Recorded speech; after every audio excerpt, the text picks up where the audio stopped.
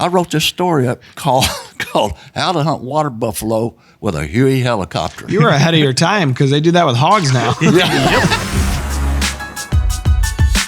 What's up, everybody? Welcome back to the Drury Outdoors 100% Wild podcast powered by DeerCast. This is the voice of Tim Chelsvik. I guess this is the voice of Matt Drury, and we got a special guest in studio with us today. I'm so happy to have this guy in studio. His stock has recently risen in the eyes of the world. 3 days ago. But this guy's been a buddy of mine for a lot of years and a mentor and just a really good friend. So we've got Billy Cooper, the one and only Billy Cooper. HOF, legend. Hall of Fame. So this is the second Hall of Fame that Billy has been inducted into. Yeah, it's pretty cool. Welcome, first of all. Thank you. And I want to say thank you, second of all, because you've been a writer for DeerCast since the beginning, right? Yeah. Yes, August after. 2018, I think, is when Billy came on. That's when we launched.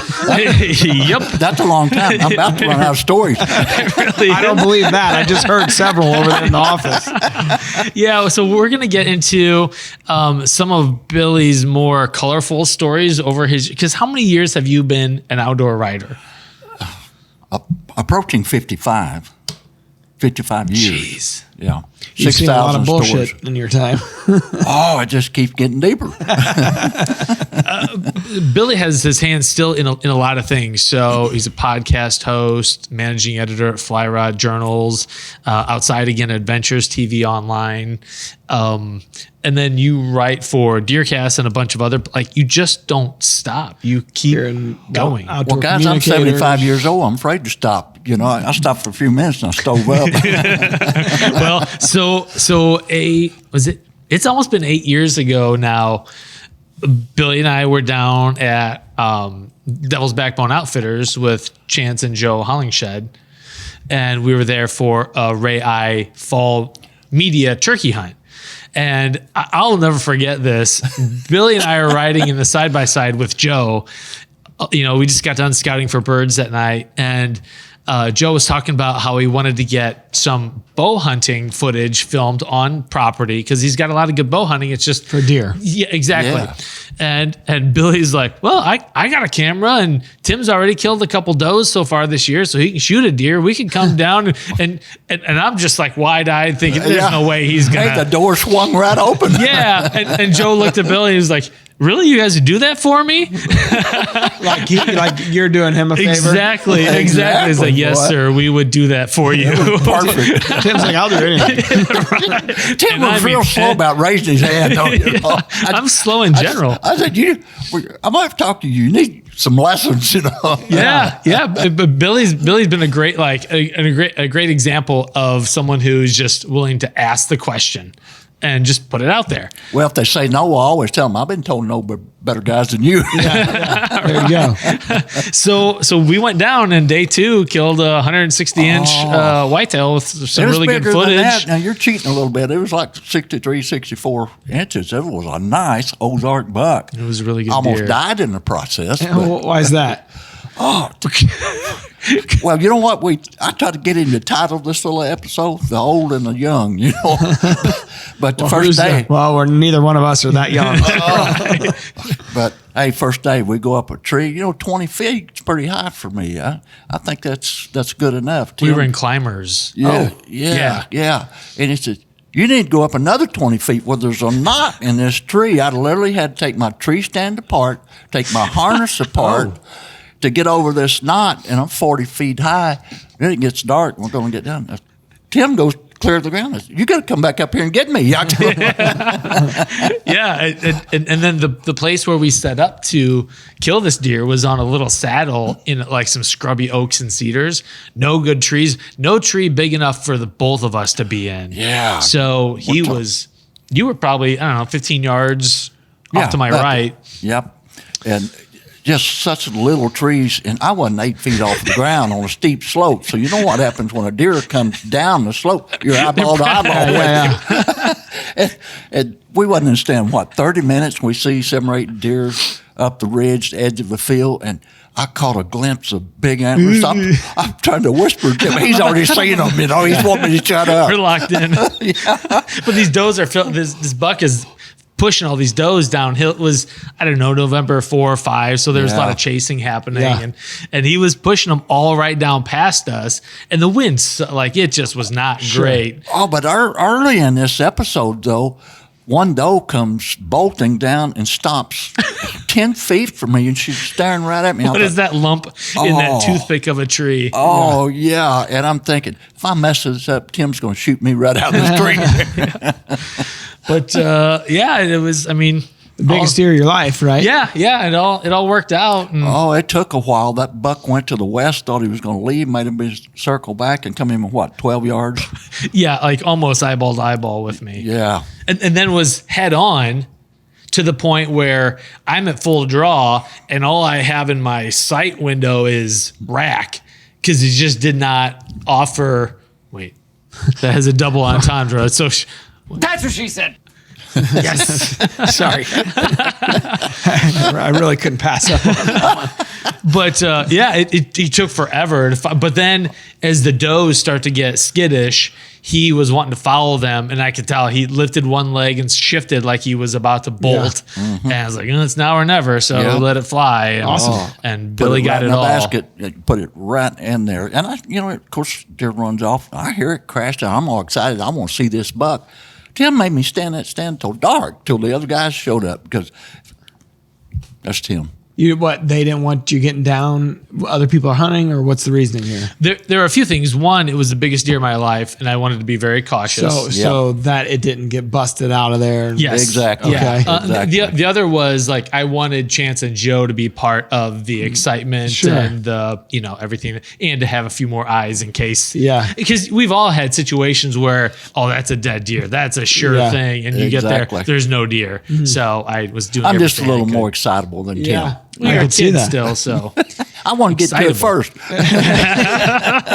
So, we touched on it briefly in the introduction, but this past weekend you were down in Springfield, Missouri, and you with were a bunch of scrubs. part Jeez. of Gary Mason's Legends of the Outdoors Hall of Fame.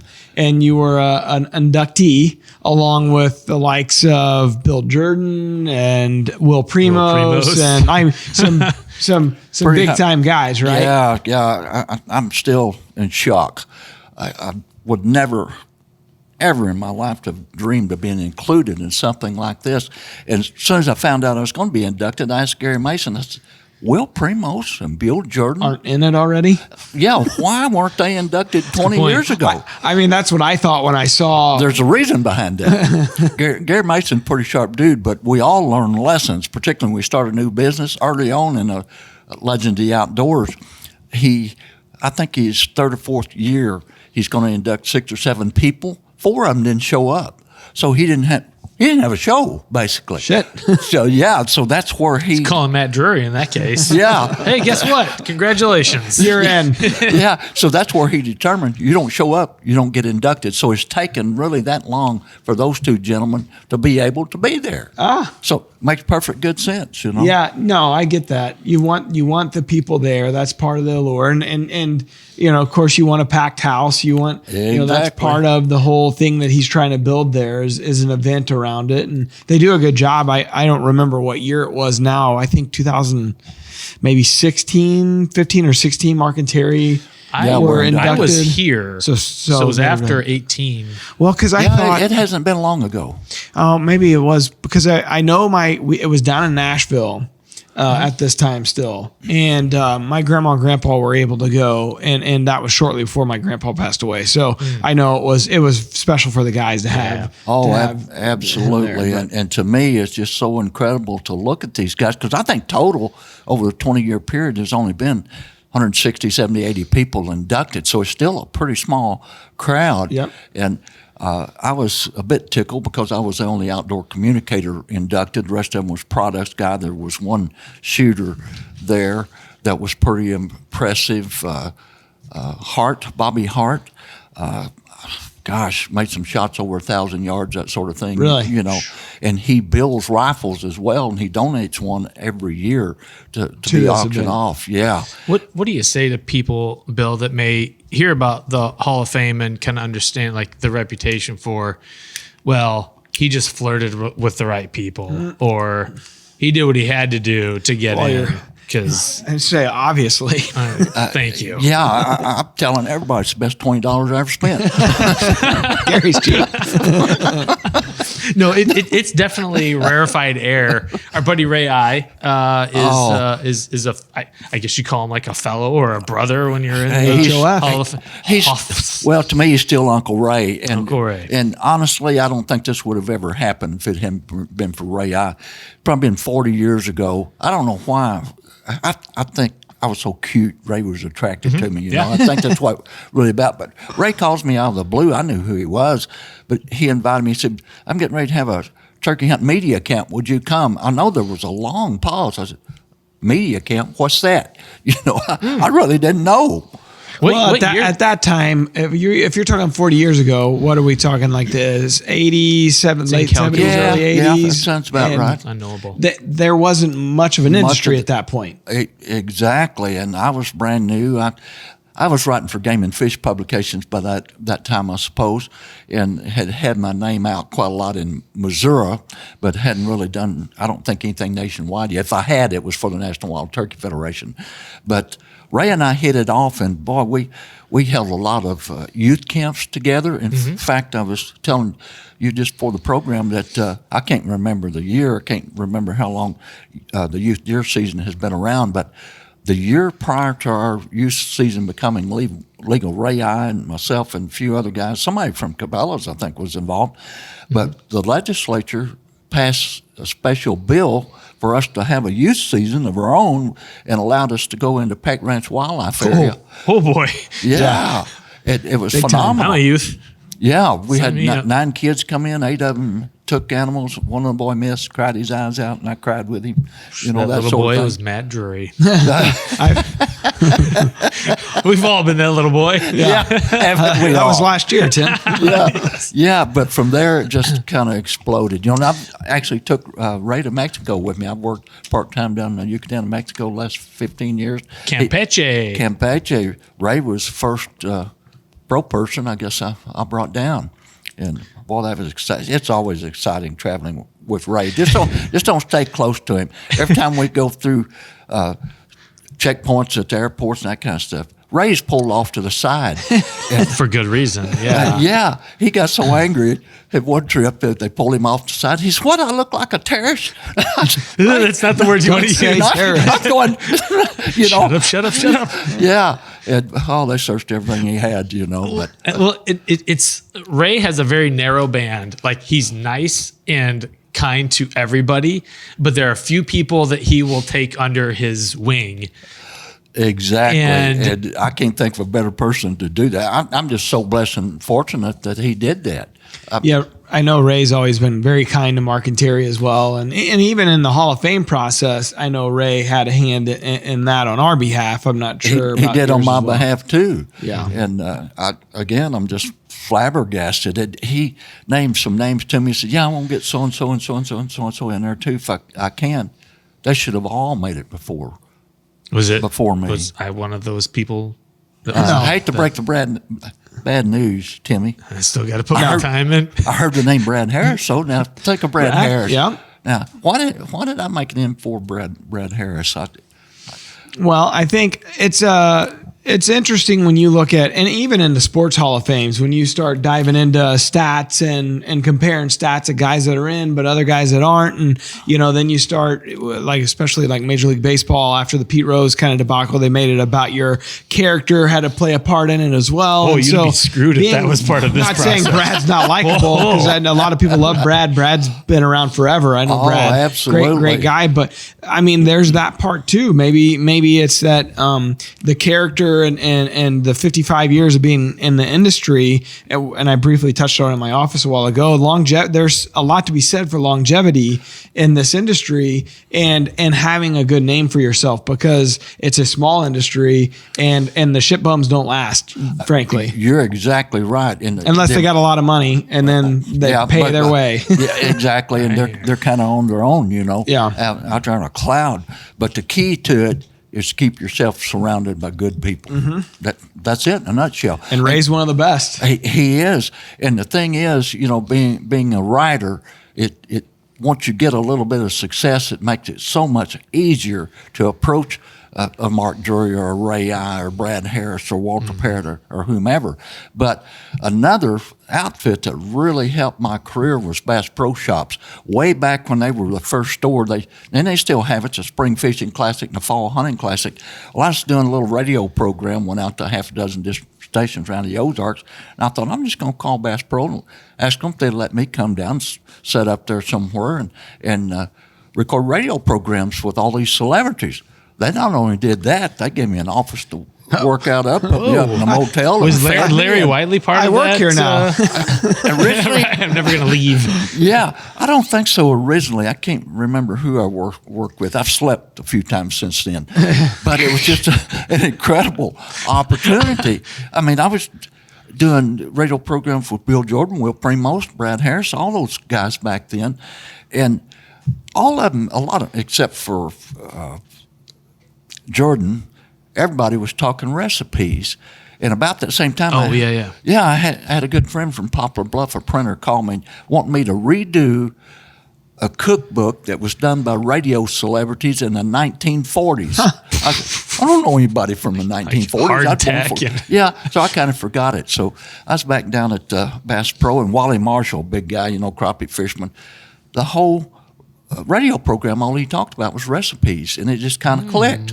I'm going to do an outdoor celebrities cookbook. And I talked to a few of my writer buddies. They all told me I was nuts. Nobody will send you a recipe. But what I didn't tell them was in the back of the book, I was going to give everybody who participated a page to promote their business, tell the story, whatever.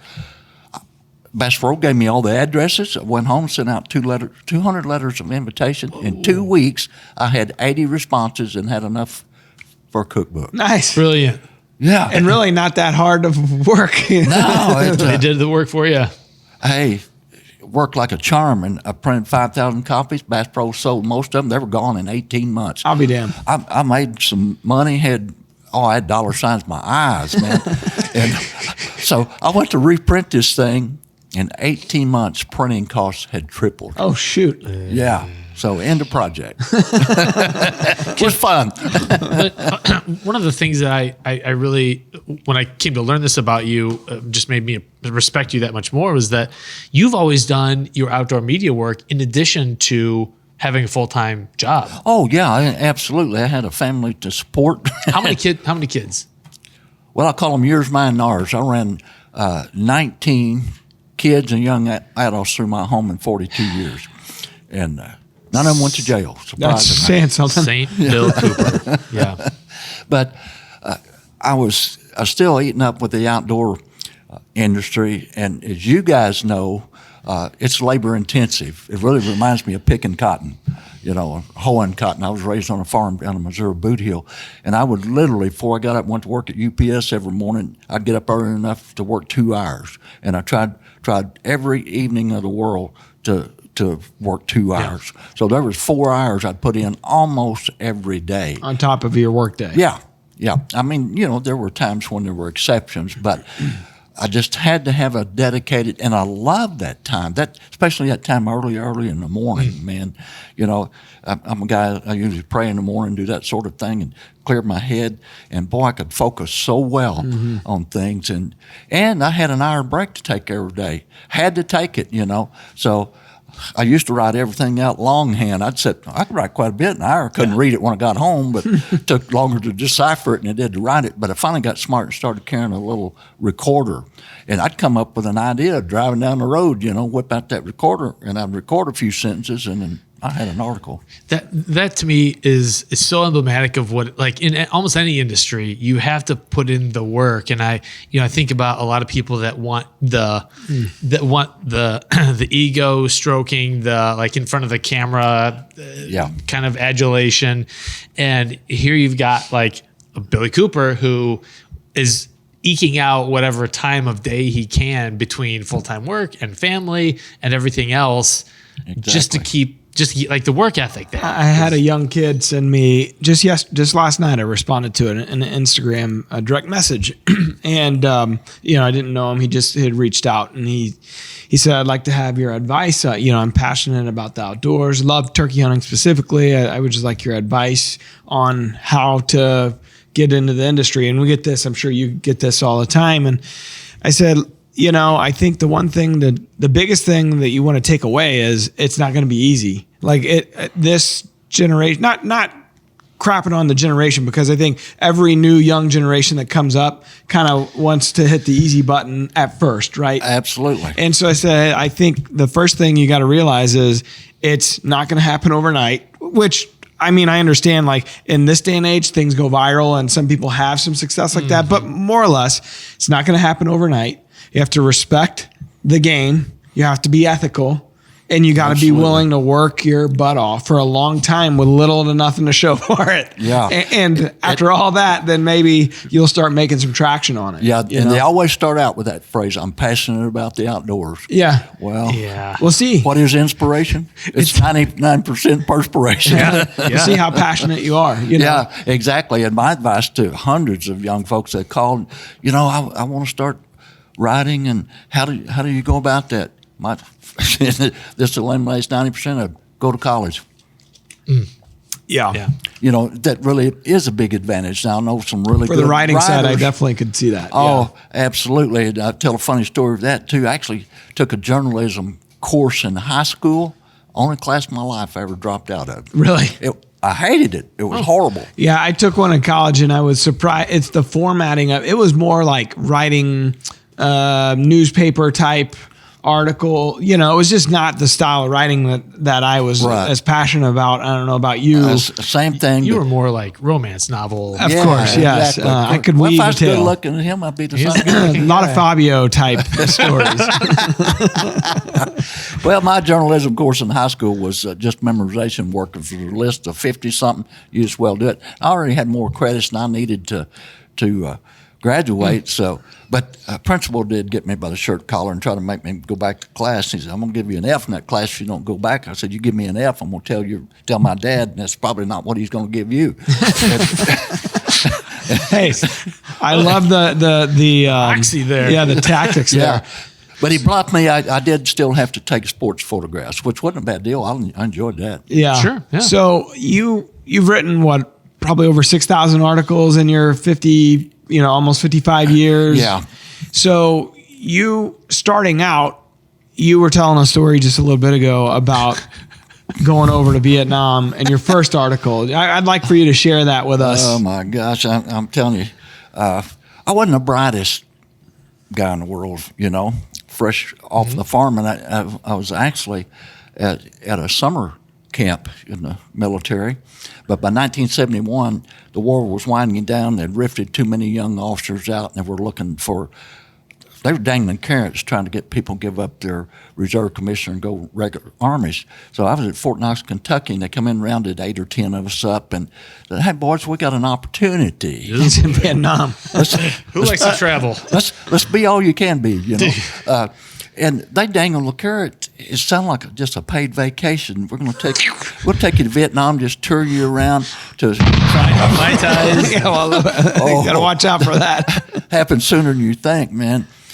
So I fly on a commercial airline into Saigon in my civvies, get off the plane. There's a guy there to meet me, puts me on a helicopter, and we fly about 4 hours, as I remember. Ooh. We sat down on the Cambodian border, and he kicked me out, get blank off my helicopter. He won't leave in a hurry, but they're throwing body bags on this helicopter. He landed me with 2 combat infantry companies. And his captain walked up and said, "You Lieutenant so-and-so?" And I said, "No, I'm Lieutenant thus-and-so, and I'm not supposed to be here." Oh, jeez. Yeah, he laughs. And he said, "Well, you're in charge of such and such an infantry platoon." I said, "Sir, I'm not an infantry officer. I'm an adjutant general officer. I'm a paper pusher. I don't even have a weapon. Pile of them over there. Go get one, all covered in blood and everything." But I was there for 5 days before they figured out their mistake. Some lieutenant at the airport got on my helicopter and he was Ended up in an probably office. yeah, he's probably laying on the beach somewhere, But I went through a pretty good night battle with him. But got back to where I was supposed to be. In the meantime, they found out I was interested in writing, so they put me to work for a little R&R paper that goes out to the troops. I needed to go somewhere and got on a helicopter with a hippie helicopter, and we just get The pilot was hippie. Uh-huh. Okay. Long hair, beard, sunglasses, whole 9 yards, man. We just got off the compound. He reaches in his shirt pocket, pulls out a joint, lights it up, reaches on the seat, pulls out a fifth of Jack Daniels, starts swigging on that. I'm your And pilot. he's flying the helicopter. Hey, he was a good pilot. He got me back. That's all I He can say. just calmed his nerves. That's all. he was chill. I suppose, but little Pyre, new lieutenant, I'm thinking, man, I'm gonna report this guy, write him up, and I got thinking, I'm only here for a few weeks. I'm not even taking that chance. I'll just stay out of it. Yeah. But I dozed off, and helicopter just dropped out from under me, man. You can feel it when they just dropped, and he turned the guns on. I thought we was taking fire, so I came up with my M16 ready to return fire. Well, this guy's shooting up water buffalo down at the end of a rice paddy, and a bunch of A hippie. Light them up, boys. yeah, and there's people working out the other end, and I'm just angry. It's already been a bad ride, and I'm saying, dude, why did you do that? No wonder these people hate us. No wonder we're fighting both sides. And just historically, at that point, there was very little public will, like American will, for us to be in Vietnam. No. Yeah, Yeah. oh, exactly, man. But he turned to me and he said, LT, you just well get used to it because it happens every day. And that inspired me to do a number of things. Later in years, I did some research and actually wrote an article for Bass Pro about the effects of war on wildlife. Now, just drop back in history a little bit. What did we do to the American bison to starve out the American Indian? Yeah. Or Killed- that's wipe them out. annihilated them. That is still going on worldwide today. But to get back to Vietnam, they finally pressed me and said, we need a story out of you in a couple of days. And I hadn't been around enough to tell anything that I could tell. Yeah. And I thought, well, this buffalo story is a really good story. I got a humdinger for you. Yeah. So I wrote this story up called How to Hunt Water Buffalo with a Huey helicopter. You were ahead of your time because they do that with hogs now. Well, I tell you what, it got printed, and nobody checked it. Jim Richmond, I didn't have an editor. I wish you'd have been there. You'd have saved my hide. But it went in this paper, and I was an instant hit with the troops in Vietnam, man. But 2 days later, I was standing in front of the colonel. He didn't take it quite as well, He Wasn't too thrilled, huh? Yeah, he said, what the hell is wrong with you? People are dying over here. I said, but sir, they're laughing. He didn't crack He a wasn't. smile. He wasn't. I thought my writing career was over. Yeah, before it started, right? Yeah. But they did let me continue to write, but I had to turn my material into a captain, and it wasn't near as good after that.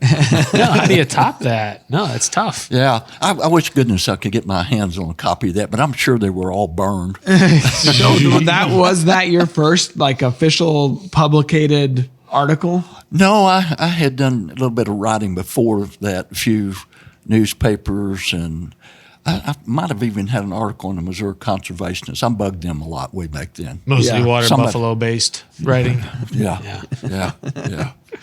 That's pretty unreal. Well, Yeah. I don't know if we mentioned this from the top, but we teased that you're part of multiple halls of fame.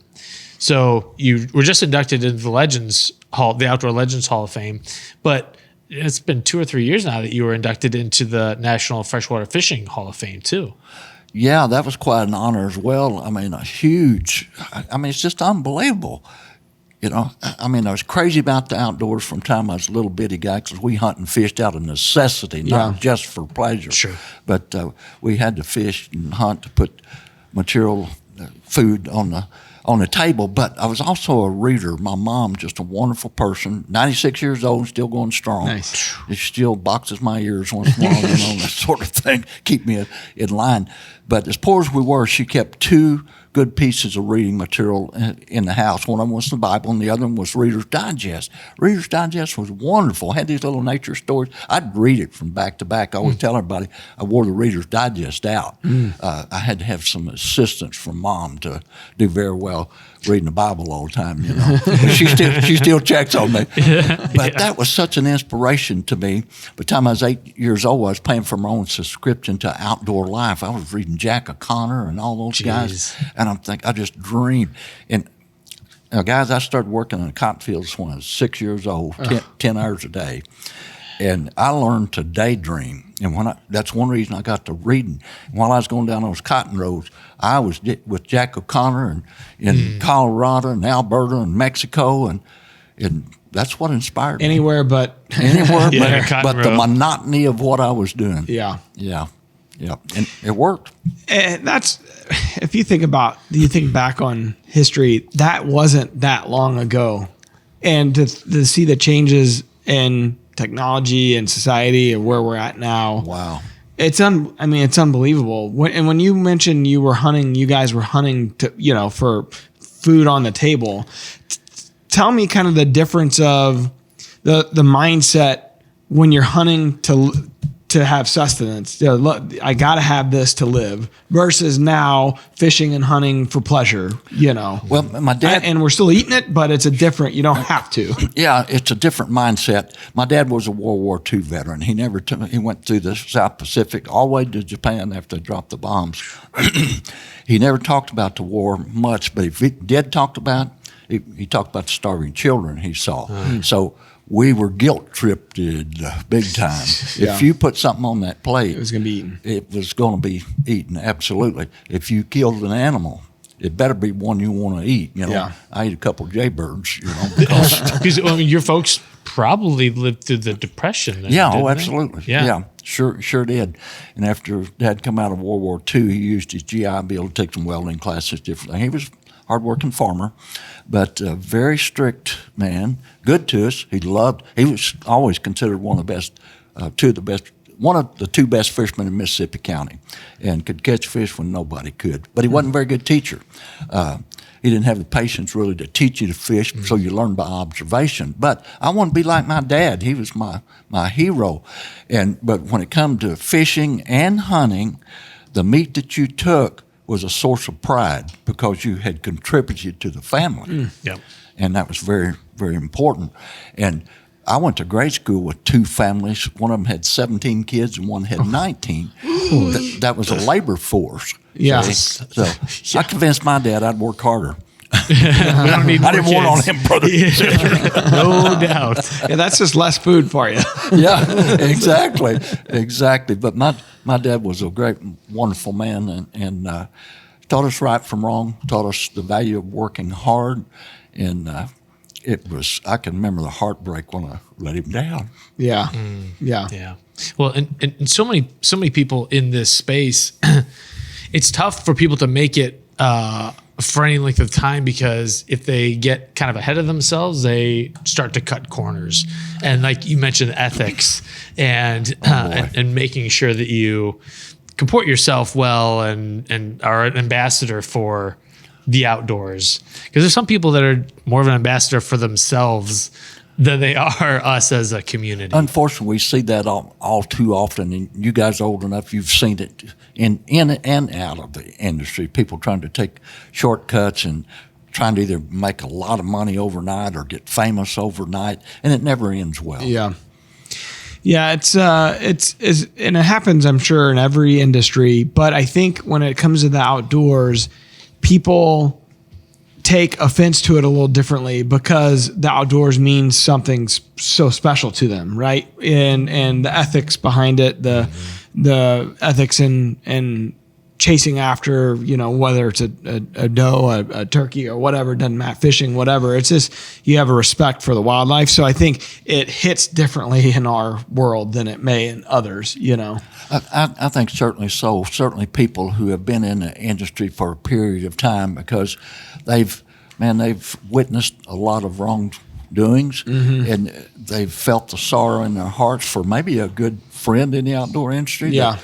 That made a bad mistake, cost them their reputation and their spot in the outdoor industry. We've seen it happen over and over again. Yeah, just the longevity, like what Mark and Terry have done in the industry for as many years as they've done what you've done. I mean, there's so many people that have such sterling reputations, and that's really laudable, because there are a lot of people that are not in the industry anymore because they did not. Fell short.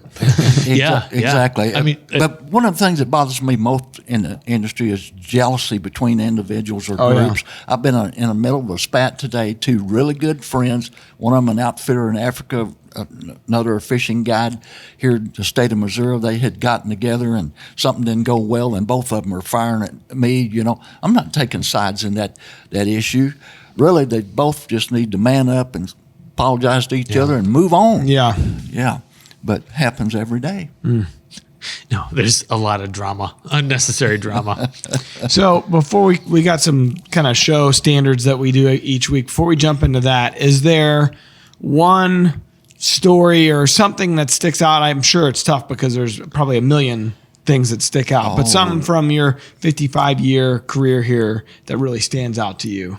Wow, so many things pop up in my mind, but you have to bear with me. I'm 75 years old, but the grandest thing that is happening in the outdoors to me right now, I've worked with a lot of youth groups over the years and absolutely loved it, but I've pulled back from that a little bit, and I'm taking my grandkids hunting and fishing.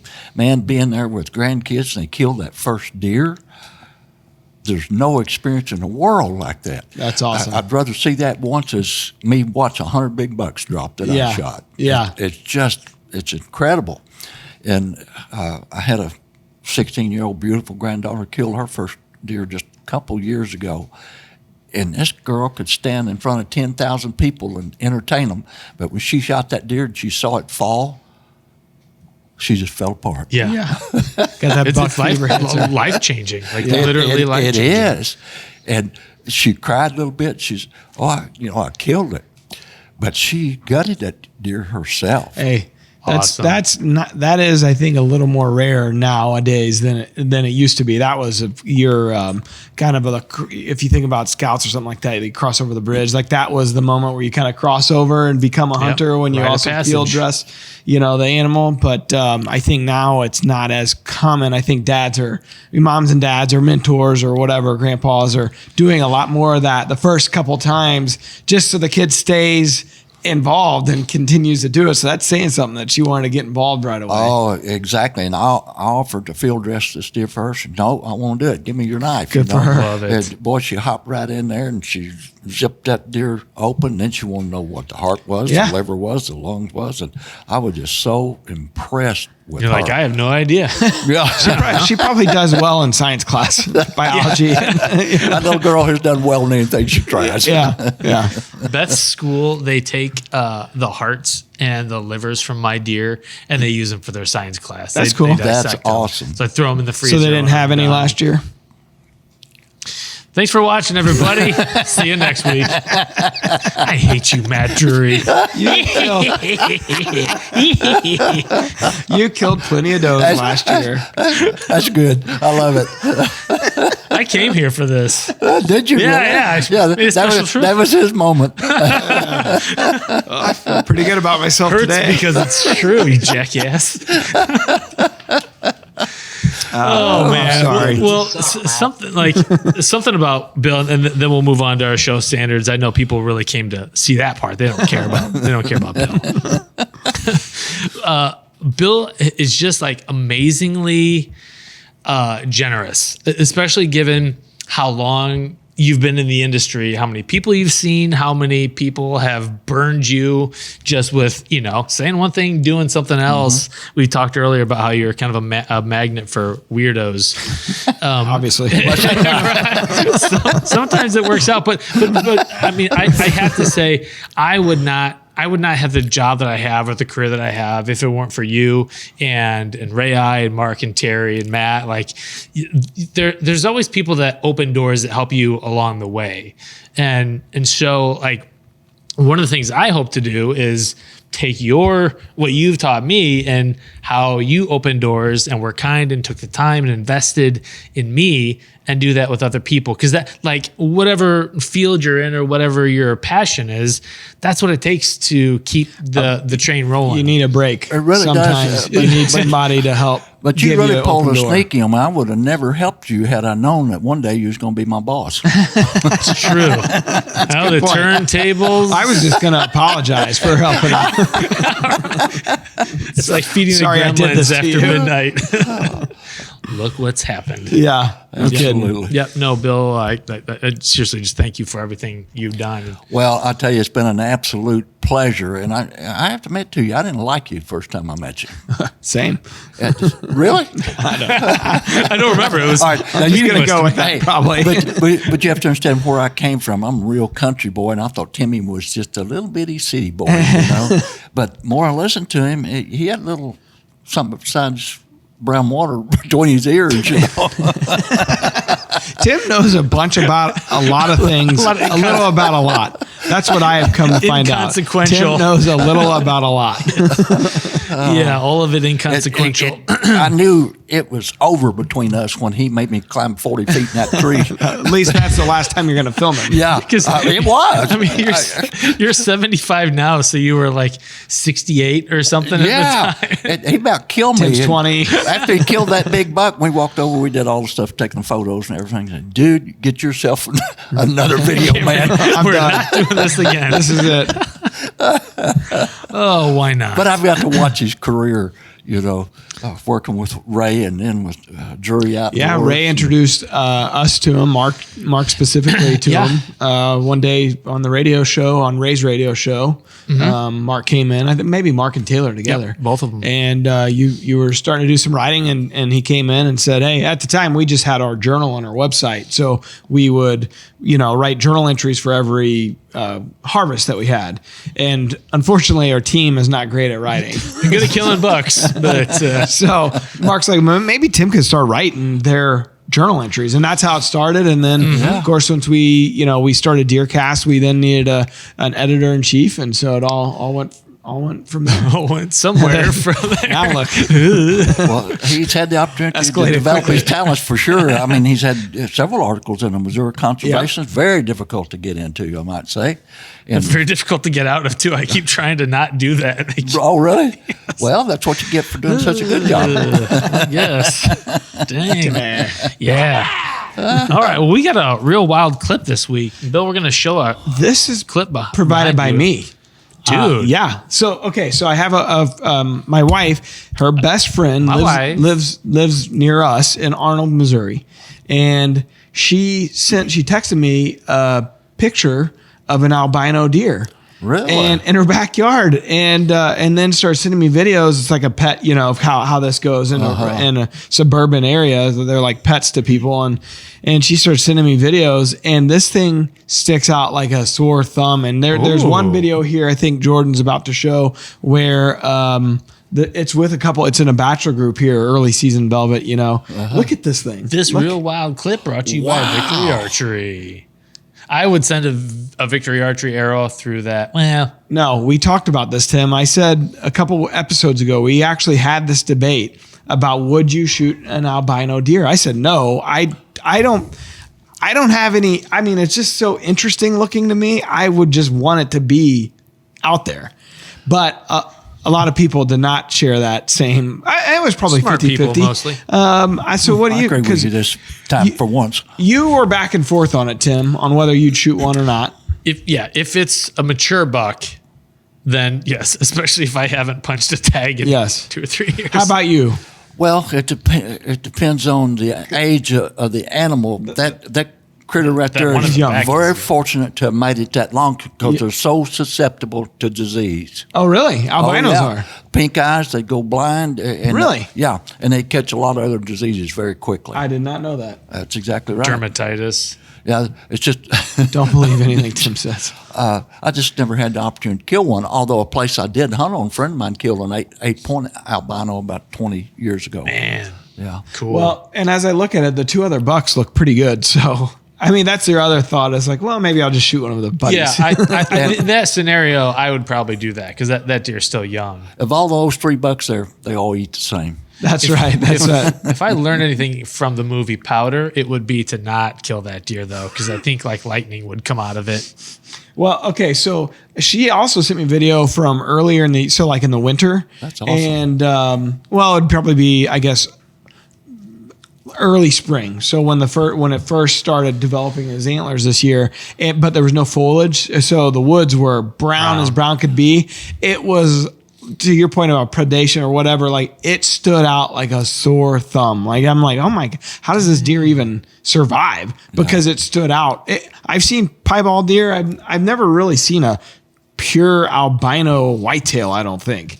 And this one certainly would be pure. I mean, the antlers are even white. That deer's probably praying for snow. Yeah, in the winter, he gets like one day a year where he blends in. That's the snow-based Hoth version like of a Tim. buck. Yeah. Well, that's being generous. Yeah, so the Real Wild clip, like Tim said, was brought to you by Victory Archery, the Carbon Arrow experts. Tim's heading to Arnold with his saddle. I just ordered some new Victory Saddles? arrows. I got talked into, I said on the elk hunt I wasn't going to change my arrow setup.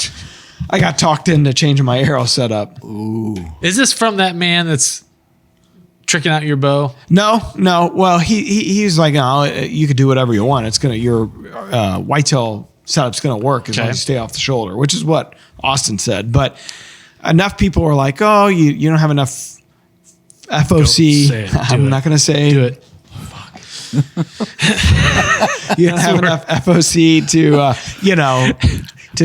to really have enough energy to go through that elk. And I was like, all right, well, I'll get some new arrows, but now my elk trip's in like 3 weeks and I don't have the new arrows. So why don't you throw some new bowstrings on too? I was just at the guy's house yesterday. So I had to change the people. I changed my mods on the bow. I changed the peep yesterday. I had to re-sight it in because we changed the mods. Yeah. But I'll be honest, I'm shooting out to 80 and feeling kind of cocky about it. 80 feet? Wow. 80 Here we go. Oh, No, not that I'm going to shoot the elk at 80. well. But I feel good enough to shoot at 60, which was my plan. Like if I got only one opportunity on the elk trip and it's at 60 yards, I wanted to be confident that I could actually take the shot. You get an opportunity to take the shot, take the shot. Don't hesitate. I was out one time, I think, bow hunting and practiced all summer 60 yards. I was so confident. First day, way off down the mountain, my wife and we got into a herd. I quickly herded them around. I had a dozen shots probably at 60 yards and didn't take them because I had a whole week. But the temperature shot up 96 degrees, done. Passed up my chance.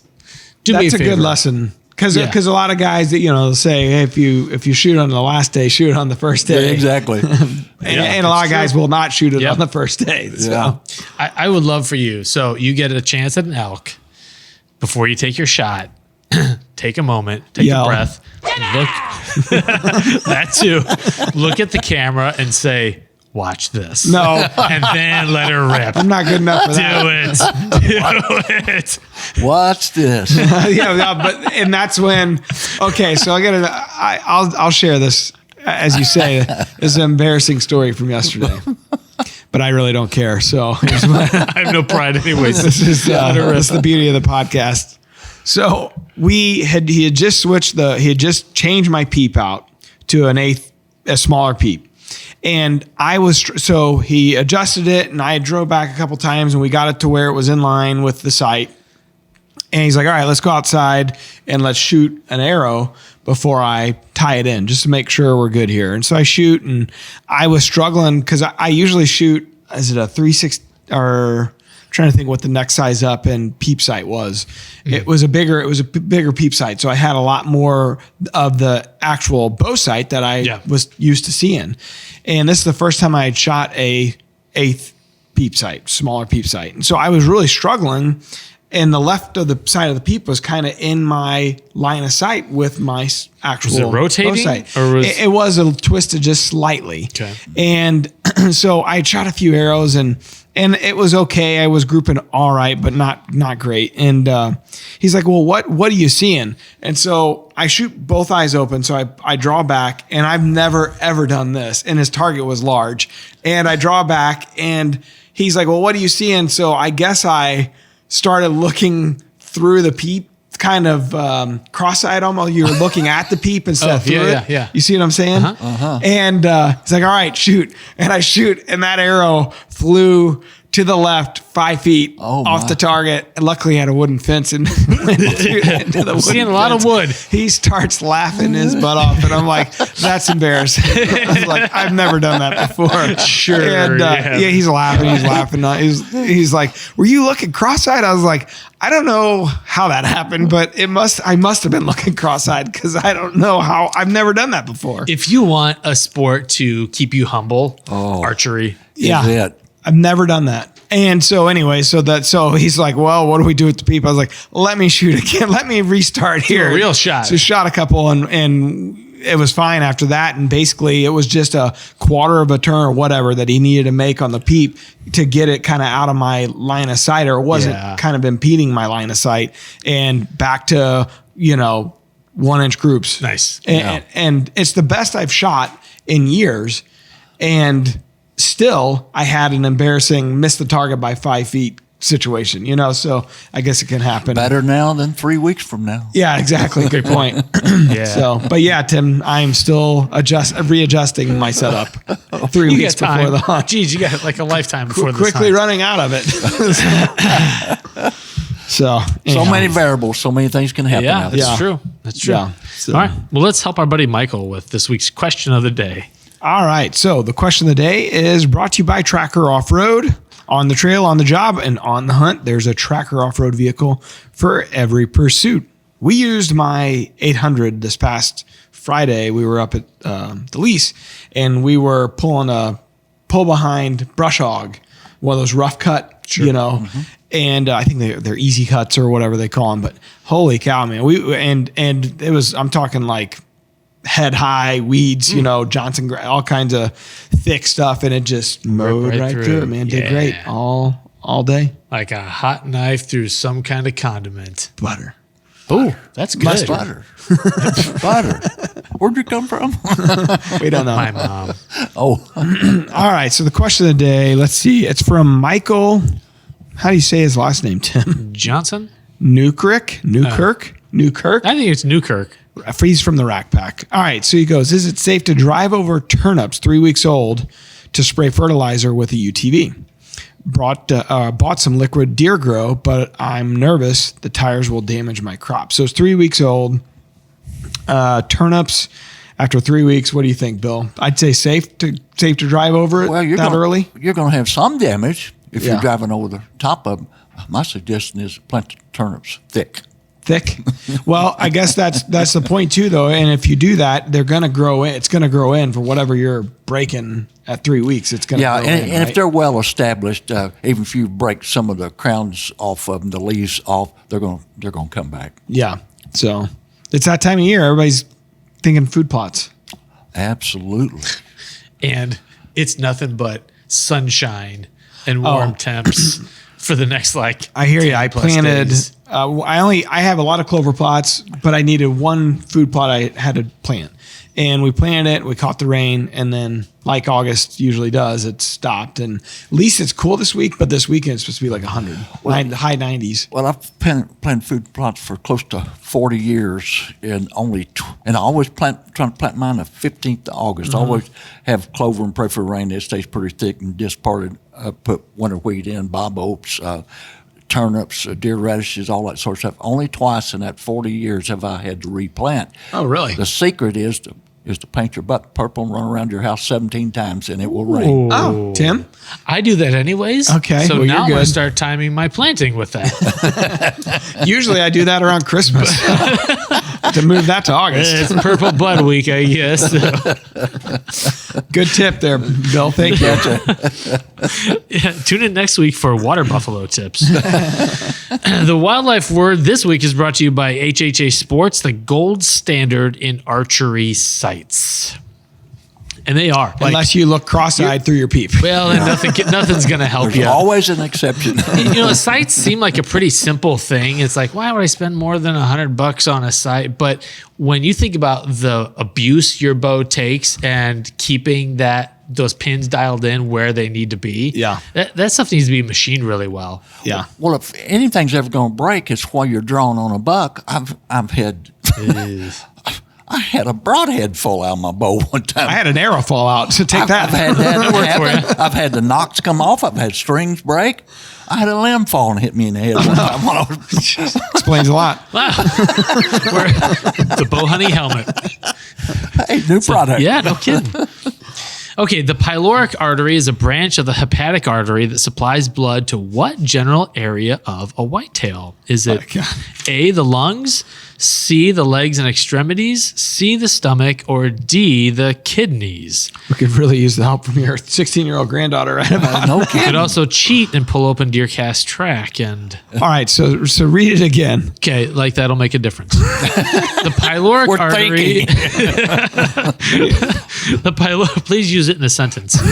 The pyloric artery is a branch of the hepatic artery that supplies blood to what general area of a whitetail? Is it the A, lungs, B, legs, extremities, C, stomach, or D, kidneys? I got my answer. I know, but I'm not telling.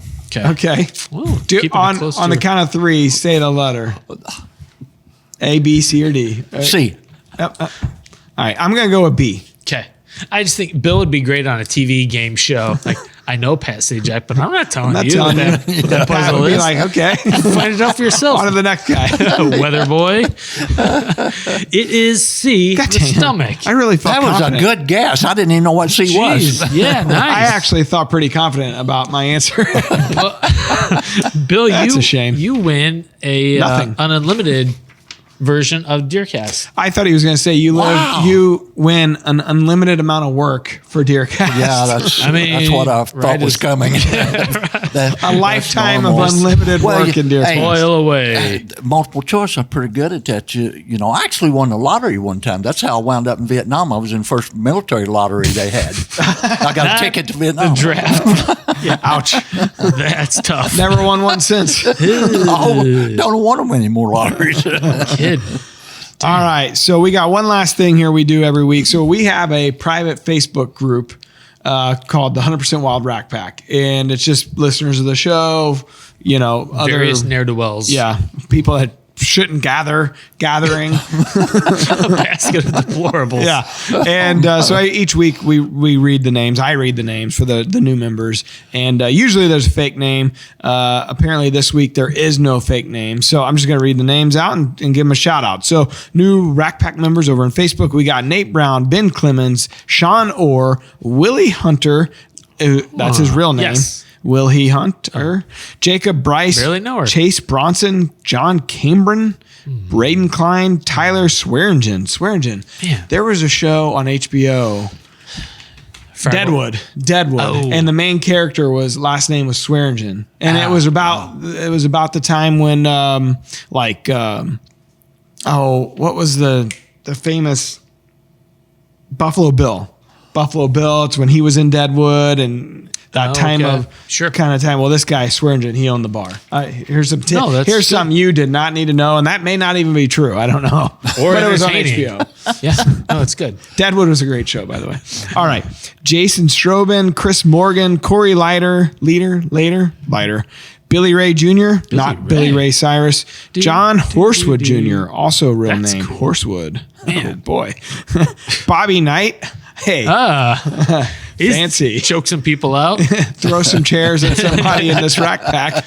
And we got Mike White. Those are the new ones for this week. That's quite a list. All right. Hard to believe that not one of those is fake. I'm going with Willie Hunter. Bobby Knight. That'd be nice. There's a lot of fakey sounders in there. No, we love having you guys in there. Bill, you should join.